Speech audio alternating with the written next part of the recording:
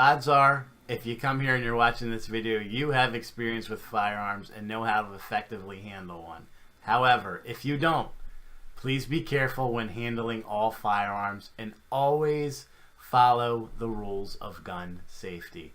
I don't know where you live, so always adhere to local and federal laws first. If you don't know them, find out. Be safe, be smart. One mistake could cause you or someone that you know serious injury or worse. Don't be an idiot. Now, let's get into the video.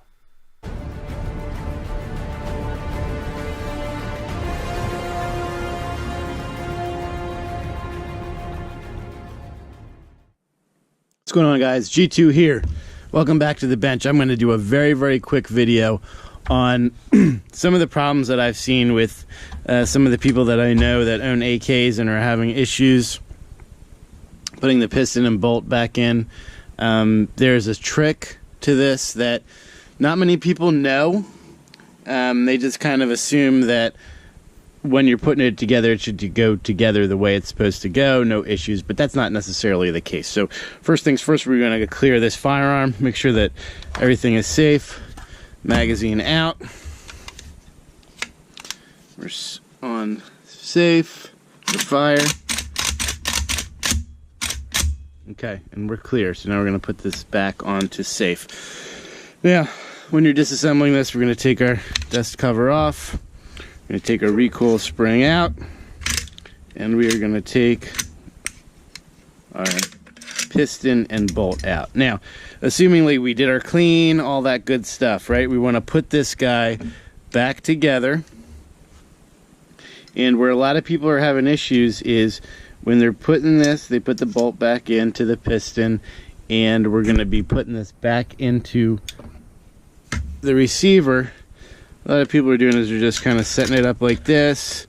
The bolt will tend to rock on you, so you'll push it and you'll kind of get it stuck up in here and you'll force it through. And what's happening, just so we're clear and I can show you why we do this, what's happening is the bottom of your bolt is running onto the top of your hammer right here, okay? And you can see that when it's depressed up like this, that bolt is running against it. So essentially when we're pushing this in, we're pushing the bolt or the hammer down with our bolt to get it forward. Okay, so it's creating a little bit of resistance. It's not a big deal, but it can get frustrating at times. So here is the easy way to do this. So let's take our bolt out. Now, if you have your hammer set up correctly, what will happen is we have this in the fire position. We're going to depress it down and we're going to hold the trigger. Okay, this is our reset essentially.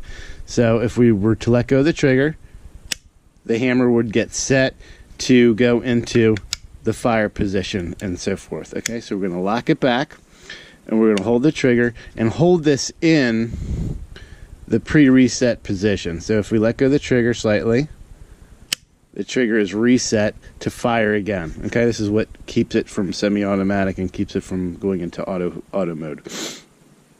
So we're going to essentially hold that trigger down and then place our bolt in, because it will not be rubbing on this hammer at all. So in order to do that, I'm going to need to switch hands here.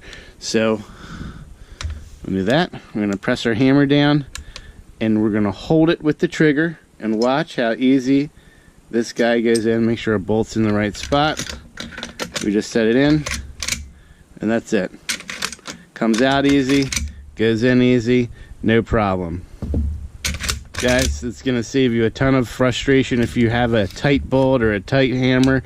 And then once you let go of the trigger, goes back into the reset mode, and then you're ready to go. We're going to place our dust cover back on. Now, I know everyone loves to slap their dust covers on, you know, like that. It's just cool, right? It looks cool, whatever. It's cool until you do it and it doesn't do what you're supposed to do, and then you look like an idiot. So what I like to do is I set my dust cover onto, before I put it in this guy, I set it onto the back piece right here, and I press forward. Okay, and that pressing forward puts it into its slot, and then what I'll do is I'll just rock this back down and it'll go back in. And that saves you from any potential embarrassment. Again, we're going to show that one more time. So we're going to set this in while it has tension on the back. So we're pressing the back here and that at the same time, and just rocking it down. So it all depends how you want to do it. If you want to look cool, it's all cool till you mess up. All right, that's it for today. I hope that helped you guys out a little bit with your AK cleaning and disassembly. Until next time, remember, guns don't kill people. Stupid people kill people. Always practice safe firearms handling at all times. G2 out, and I'll see you next time.